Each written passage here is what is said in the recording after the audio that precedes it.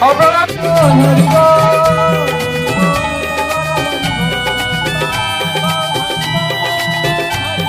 দেখেছি সেইখানেই হাত ধোবেন।